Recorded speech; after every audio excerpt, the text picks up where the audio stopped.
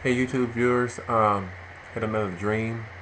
I came into the bathroom of this dream and then I saw like brown patches on the wall, kind of like a border, like a wallpaper border. But it was like some type of disease, and it kind of looked like you know, like a sand dollar,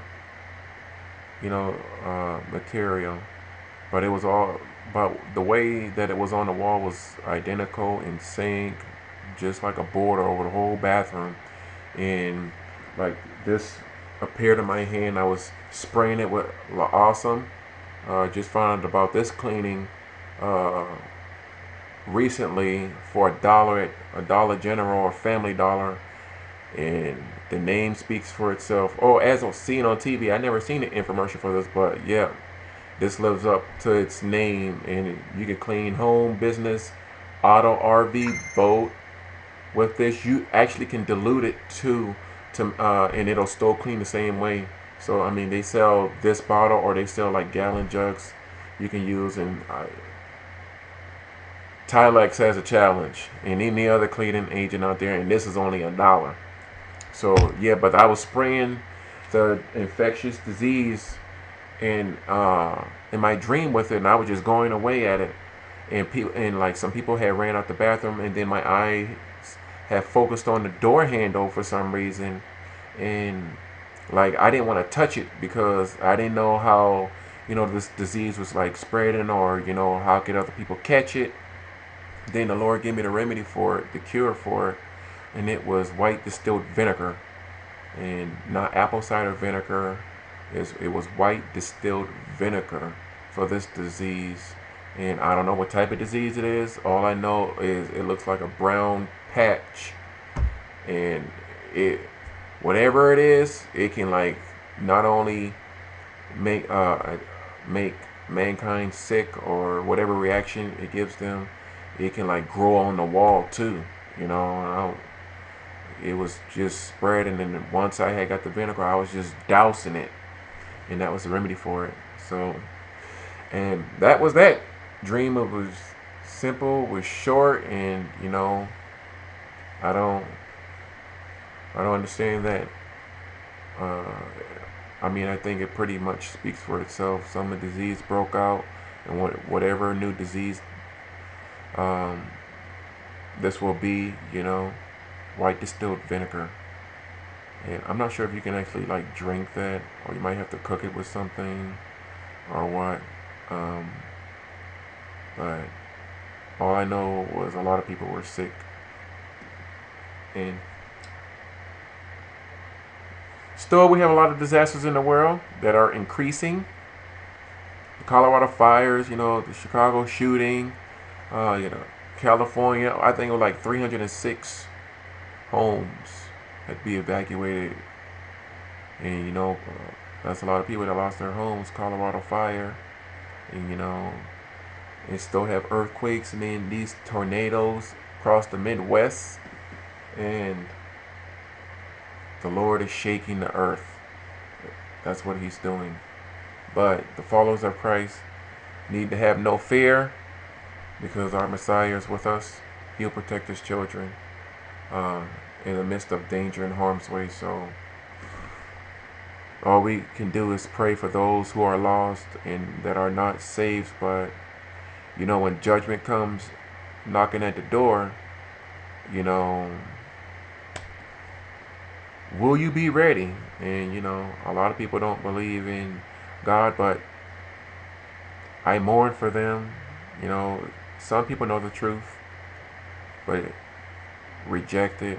Some people know the truth and could care less for it. They love their life, and even we Christians, all of us, we're not perfect, because we go to through issues too, just as them in the world. The world laughs at us because we go through the same issues as them, but we are ministers, for the gospel, and we got to set that example for those who see us and know us, you know, and I know went through many trials and tribulations to be able to sit here and, and tell you guys that, and I don't have to go into details with you because a lot of you already know.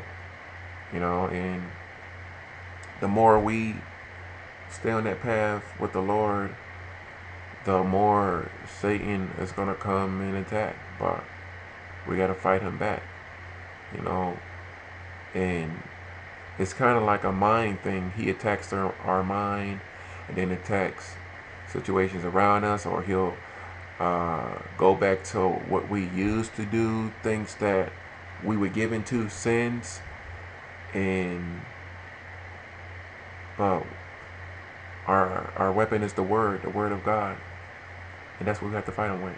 And I'm around a whole, like where I work at now, it's a lot of unsafe people, but because of my personality, I'm always making people laugh. They like being around me, and I've been told more than 5 times, and this is from the Lord, but using other people to tell me, because when I first heard it, I was like, what? And I had it in, I had the class as an extracurricular activity in college, but I got out of it because I was like, I don't want to be standing up in front of people talking. And he is unctioning me to directing uh, my vision to a motivational speaker. You know, as I get along real well with teens and troubled teens, and I've been blessed with, you know, to understand teens, because I was a troubled teen, and I was abused as a child, and like it was like routine every day. Like I think it was my mom's cousin or whoever she was. Um, I was young. I was only like 7, 8, and I was still wet the bed, and she would always come in there into the room. Oh boy, you wet that bed?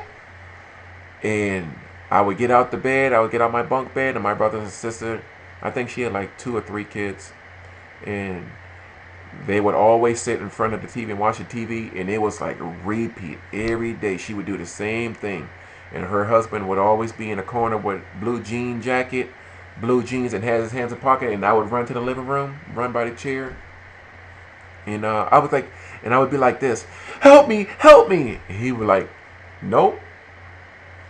And then she would grab me by my arm and take me to the bathroom, and tell me to get into the tub and face down, and then next thing you know, I feel cold water on my back, and I would go and she would put her foot on my back, and she would always try to drown me, and it was just always me every day. I got abused a lot, and she would always call me boy a lot, and there's a lot of stuff, so, and I always used to get a lot of whoopings a lot, and you know but I overcame it, when I got older, not, thank God, you know, I didn't have to stay there any longer, but, I understand like, troubled teens. A lot of parents don't understand their child, when they get into disobedience. Why are they doing this? Oh, I don't know. It's nothing wrong with disciplining your child either, YouTube viewers. It's right there in the Old Testament. I forgot what book, but I'll come back on another video and tell you that. I want to say Proverbs. I want to say some Proverbs. It says do not spare the rod from that child. In doing so, you save your child from hellfire. It's nothing wrong with disciplining them. Don't be abusing them, but it's nothing wrong with discipline. But once we understand the mind of a troubled teen, we'll be able to help them more. We got to find the root cause of the problem and why they do the things they do. I mean, we've all been teenagers and been disobedience and the stuff, but we can't. A lot of mistakes we parents make is we tell our child not to do something, but then we're doing the same thing we're telling them not to do. Like, oh, I don't want you smoking, but then some parents are smoking, and telling them not to. It's a nasty habit, but if you're trying to be positive about it, then it's okay. We just have to pay more attention, YouTube viewers, is all. Find the root, cut it, and help them out. Thank you.